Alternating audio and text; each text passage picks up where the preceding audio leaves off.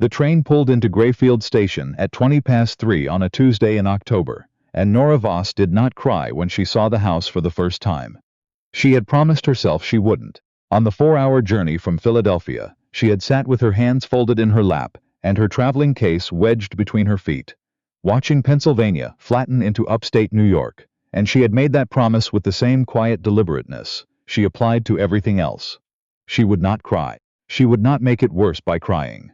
The house, Aldenmere, they called it, sat at the end of a gravel road bordered by old oaks that had gone entirely to rust and copper in the autumn cold. It was a large house. That was the only honest thing she could say about it at first glance. Large and gray, and still in the way that buildings get when no one has moved through them with any purpose in a very long time. The man who had arranged for her trunk to be sent ahead had not come himself. His attorney had come instead, a thin man named Mr. Garrett who wore a hat that didn't fit him, and who spoke to her in the manner of someone delivering a parcel rather than introducing a new household to its mistress. "Mr. Drummond regrets he could not be present," Mr. Garrett said, and that was the whole of the explanation she received. She had been married to Mr. Drummond, to Becket Drummond, for 4 hours and 11 minutes at that point. The ceremony had taken place at 9 in the morning at a courthouse in Philadelphia, witnessed by her father's solicitor, and a woman who worked at the clerk's desk, and who had seemed vaguely embarrassed on Nora's behalf. Becket had signed the register without looking at her. He had not kissed her. He had said, in a voice that was not unkind but was also not warm, that he hoped she would find Aldenmere comfortable, and then he had walked out through the courthouse doors and into a waiting carriage. And she had stood there with her gloves still on, and her new last name still settling over her like a coat that didn't quite fit. She was 24 years old. She was the youngest daughter of a family whose debts had grown quieter over the years, precisely because no one had been brave enough to name them aloud. And she was now, by the laws of the state of New York and the terms of a contract her father had signed 6 weeks prior, the wife of a man she had met exactly twice. Aldenmere did not improve upon closer inspection. The housekeeper, Mrs. Blunt, was a woman of perhaps 60, who had the look of someone who had been keeping faith with a sinking ship for a long time. She met Nora at the door with the expression of a person bracing for disappointment and received her with a kind of compressed dignity that Nora immediately respected. "The east wing is closed," Mrs. Blunt said, leading her through a front hall where the wallpaper was peeling at the seams, and 2 of the wall sconces had burned out and not been replaced. "Has been for 2 years. The kitchen garden was let go in the spring. I've kept the main rooms as best I can, but there's only myself and Pell. He does the grounds, what there are of them. And we haven't had the staff for a proper run-through since Mr. Drummond's mother passed." Nora looked at the dust on the mantelpiece. The curtains in the sitting room were faded to the color of old tea. The rugs were clean but threadbare in the paths. People had once walked regularly. She could see, beneath all of it, that the house had once been something. The proportions were good. The plasterwork on the ceiling was intricate and intact. The windows, when she crossed to one and looked out at the back grounds, faced south over what had been a formal garden, and was now a tangle of overgrown box hedges and rose bushes gone wild and woody. "I see," Nora said. She did not say anything else about it that evening. She unpacked her own trunk. There was no one to do it for her. And she put her few books on the nightstand, and her mother's photograph on the dresser, and her winter coat on the hook behind the door. And then she sat on the edge of the bed in the room that was apparently hers and looked at the ceiling for a long time. She had known this would not be a love match. She had been told, plainly, by her father, that Becket Drummond needed a wife for reasons that were largely practical, and that the arrangement would be a clean one. She had been given no particular explanation for why he needed a wife, or why the wife in question needed to be someone like her, the unremarkable youngest daughter of a moderately respectable family, rather than someone with connections or beauty or money of her own. She had asked, once. Her father had looked out the window and said that Drummond was a private man and that she would learn what she needed to learn in time. She was learning, she thought. This was what learning felt like. She did not sleep well that first night. But she was up by 6, and she was in the kitchen before Mrs. Blunt, and she had the stove going, and water heating before the housekeeper came downstairs and stopped in the doorway with an expression that shifted through several emotions before landing on something close to relief. "You don't have to," Mrs. Blunt began. "I know," Nora said. "I wanted to." The accounts were in the library. She found them on her 3rd day, when she had finished her initial survey of the house room by room. A survey she had conducted with a small notebook and a pencil. writing down everything that was broken or missing or needed attention, and had turned her attention to understanding why a house this size, belonging to a family that had once been prosperous, looked the way it did. The account books were on the lower shelf, dusty but present. She pulled the most recent 3 years, and carried them to the desk by the window and began to read. She had grown up watching her father mismanage money with a cheerful incompetence that had seemed almost artful in retrospect. She had taught herself, at 17, to keep the household accounts because no one else was doing it properly, and she had discovered in the process that she was good at it. Genuinely good. In the way that surprises you when you find it, because numbers had a logic to them that she found steadying. They didn't lie the way people did. They told you exactly what had happened, if you were patient enough to ask. What the accounts told her, over the course of that first afternoon, was that Aldenmuir's finances had been managed for the past 4 years by an estate firm called Hargrove & Sons, out of Albany, and what Hargrove & Sons appeared to have done, as best she could piece together from the ledgers, was charge an administrative fee that had increased every year, quietly, incrementally, the way things increase when no one is checking, until it consumed nearly a third of the estate's annual income. She went back through the oldest book she could find. She compared figures. She made her own columns on a fresh sheet of paper and added carefully. Then she sat very still for a moment with her pencil in her hand and looked at what she had written. She was not certain yet. She needed more documents. But she had a feeling. The specific cold feeling she'd learned to trust over years of reviewing her father's chaotic finances. That something was very wrong. She went looking for the contracts.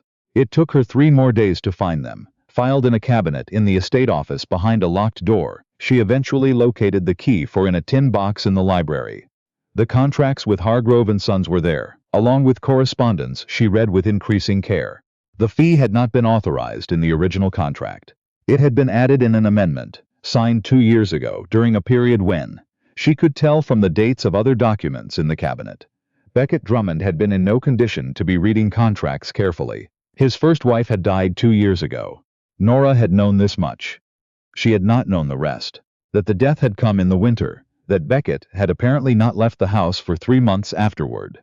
That the estate's affairs had during that period been handled almost entirely by a man named Hargrove, who had, by the evidence in front of her, used the opportunity to restructure his own compensation, in ways that would have been difficult to explain to anyone paying close attention. She sat with that knowledge for a day before she did anything with it. She understood that this was not her place to manage. She was not the estate's legal representative. She was not an accountant or an attorney. She was a woman who had been in this house for less than 2 weeks, who had been put here by a husband who had not bothered to come himself, and had not written since she arrived. She also understood that if she did nothing, the money would continue to leave, and the house would continue to deteriorate, and Mrs. Blunt would continue to hold things together with something close to grief. Nora wrote a letter. She addressed it to Becket Drummond at his Philadelphia address, the one Mr. Garrett had given her for correspondence, and she wrote it in the careful, direct way she wrote everything. No apologies, no softening, just the figures and what they indicated, and her recommendation that he engage an outside auditor before the next quarterly payment to Hargrove & Sons was due. She sealed it herself and gave it to Pell to post. Then she went back to work. The kitchen garden was not as lost as Mrs. Blunt had thought. Nora spent mornings out there with a pair of gloves she'd found in the mudroom, pulling up the worst of the overgrowth, assessing what had survived and what hadn't. There were herbs still going, stubborn and fragrant under the tangle. 2 of the raised beds could be salvaged for spring planting. The small greenhouse attached to the back wall had 3 broken panes, but its frame was sound. Pell, who had watched her initial forays into the garden with visible skepticism, began appearing at the greenhouse around 10 each morning. He didn't offer to help directly. He would stand and look at what she was working on, and then he would say something like, "That one won't take if you plant it there. The drainage is bad," and she would move it, and he would nod, and that was how they worked. Inside she began on the east wing. Miss Blunt had said it was closed, and it was. Dust sheets over everything, windows latched against the cold. But closed was different from unsalvageable. Nora went room by room, lifting the sheets, evaluating. Some furniture was damaged beyond what she could do. Most of it was simply dirty and neglected. She began cleaning systematically, the way she'd learned to do everything, starting with what was worst, and working toward what merely needed attention. She didn't hear back from Becket for 11 days. When the response came, it was not a letter. It was Beckett himself, arriving without warning on a Wednesday afternoon while she was in the East Wing with a cleaning cloth in her hand and dust on her sleeve. Mrs. Blunt came to find her. "Mr. Drummond is here," the housekeeper said, and something in the way she said it, not quite surprise but close, made Nora pause. She did not rush. She put down the cleaning cloth, went to the base in the hallway, washed her hands. She unpinned and repinned her hair. She went downstairs. Beckett Drummond was standing in the front hall, looking at the wall where the sconces had been replaced. She'd found replacement fixtures in a storage room and had Pell rehang them the previous week. He was taller than she remembered. He had the look of a man who had once been more present in his own body and had over time retreated from it. There was nothing careless about his appearance, but there was something absent in it. Like someone maintaining a house they'd stopped expecting to live in. He turned when he heard her on the stairs, and for a moment neither of them spoke. "You found the contracts," he said finally. "Yes," she said. "The East Wing." She had told him in the letter about the East Wing. Yes, about the East Wing and the contracts and the missing funds and her preliminary calculations. "I wanted you to have the numbers before Hargrove presented the next invoice." He was quiet for a moment. He looked around the front hall, at the sconces, at the rug she'd beaten clean and relaid, at the vase of dried grasses she'd arranged on the hall table because Mrs. Blunt had seemed pleased by the small gesture. "How long have you been working on this?" he asked. "Since the third day," she said. "I had time." Something moved across his face that she didn't quite have a name for. He did not leave immediately. She had expected him to take the information she'd provided, deal with Hargrove and return to Philadelphia. Instead, he stayed, sleeping in the main bedroom suite that had apparently been his when he was a child, moving through the house in the early mornings before she came down, taking his meals in a silence that was not unfriendly exactly but was deeply guarded. She did not try to break through it. She had not come here expecting warmth, and she was not going to embarrass either of them by performing a closeness that didn't exist. She said good morning when she saw him. She passed the bread at dinner. She answered questions when he asked them, which he did, quietly, about the accounts, about what she'd found, about what she thought the realistic cost of restoring the grounds would be. He was not, she noticed, an unintelligent man. When he engaged with a problem he was precise and thorough. He asked good questions and listened to the answers. He had the kind of mind that went quiet when it was working, the way a room goes quiet before a storm. She began to understand slowly why her father had chosen this arrangement. Not because Beckett had wanted a wife in any conventional sense, but because someone had determined that what Aldenmere needed, and what Beckett needed, whether he knew it or not, was a person who would actually be present in it. Someone who would pick up the cleaning cloth. Someone who would find the contracts in the locked cabinet, and write the letter with the figures and the recommendation, and send it without waiting for permission. She was not sure Beckett had understood this himself. She was not sure he had agreed to it consciously so much as allowed it to happen, in the dazed manner of a man who has been surviving for so long that he has forgotten to have opinions about the shape of his own life. She did not say any of this to him. What she said, on a Thursday evening 2 weeks after his arrival, when he came into the library and found her reconciling the previous quarter's figures, was, "Hargrove's fee for the past fiscal year represents an overcharge of approximately $2,000 above the contractual rate. I'd like to send that to your attorney before we address it with Hargrove directly." He had sat down across from her. He'd looked at the papers she had organized on the desk. "You've been doing this the whole time," he said. Not a question.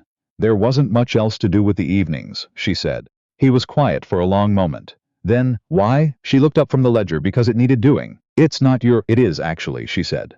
Not sharply. Just accurately. "I am the mistress of this house. Its affairs are my affairs." Whether or not that was the intention when the arrangement was made.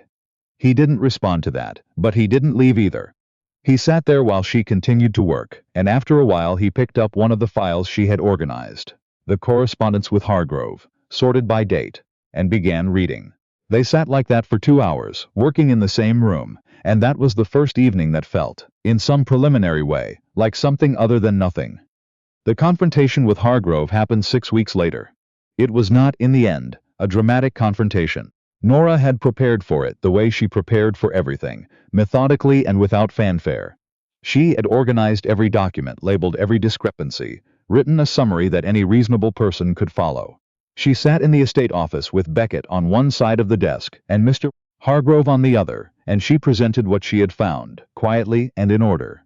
Hargrove had come in expecting a perfunctory meeting. He was a man who had learned, over years of dealing with a grieving and absent client, to expect very little resistance. He was not prepared for a woman with a ledger who could recite figures from memory, and who had in a drawer to her left, documented evidence of every invoice he had sent. She let him make 3 attempts at an explanation.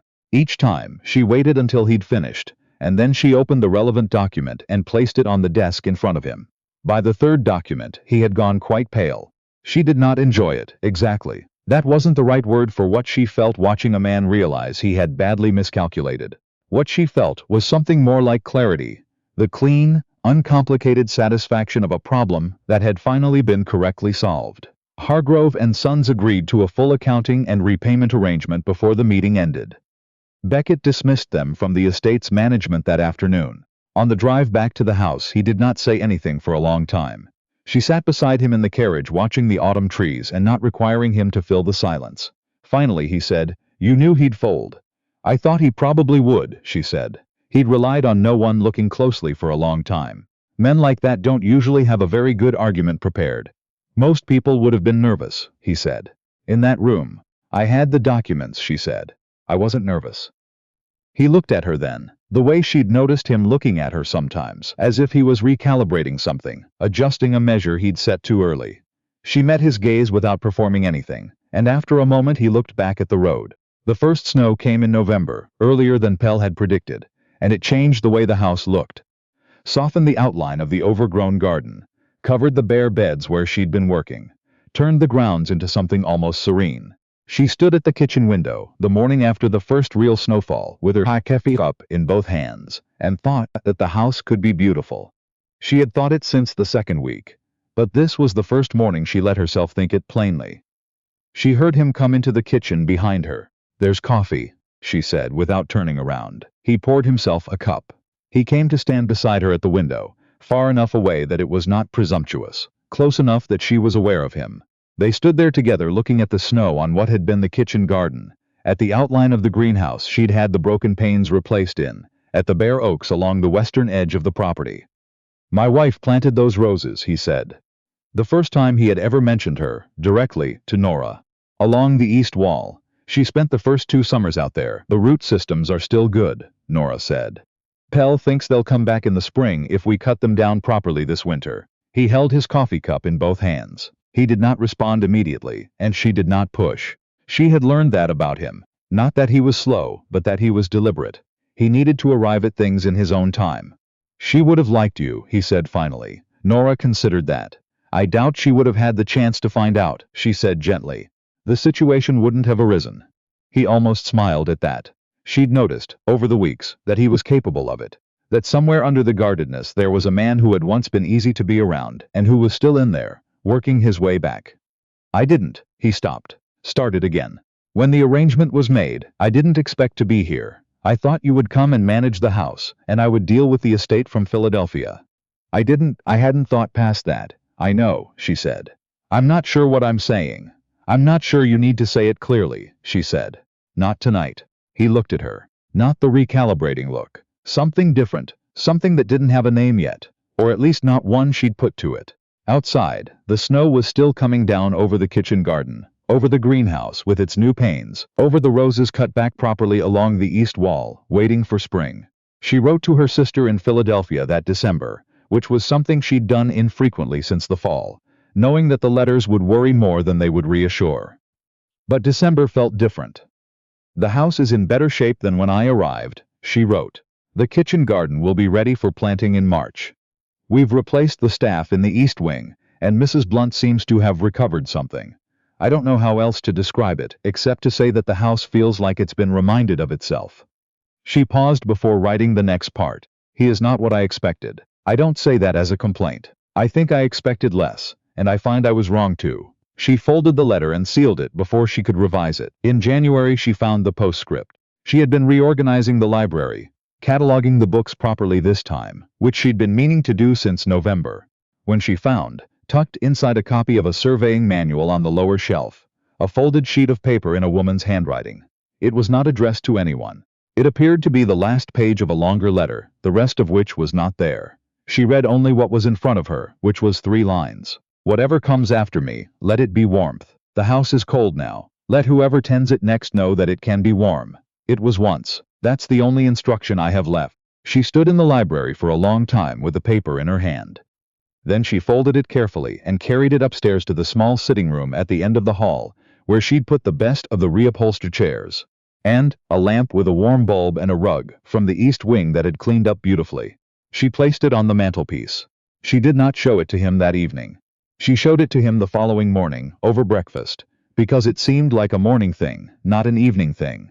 She handed it to him without explanation and watched him read it. He was very still for a moment after he finished. Where did you find this? The library. Behind the surveying manuals. He read it again. She watched him absorb it. Watched something in his face do what faces do when a grief you've been carrying in one particular shape is suddenly required to take a different shape. She wrote it before she died, he said. I didn't know it was there. I thought you should have it, Nora said. He folded it along its original creases. He did not put it down. After a moment he said, I think it is. She looked at him. Warm, he said. I think it is now. Outside the window, the January light was pale and clear over the snow-covered grounds, and the house around them was quiet in the way that houses get when they are full rather than empty, when the stillness comes from rest rather than absence. She poured him more coffee. He accepted it, and when their hands were close for a moment above the cup, neither of them moved away.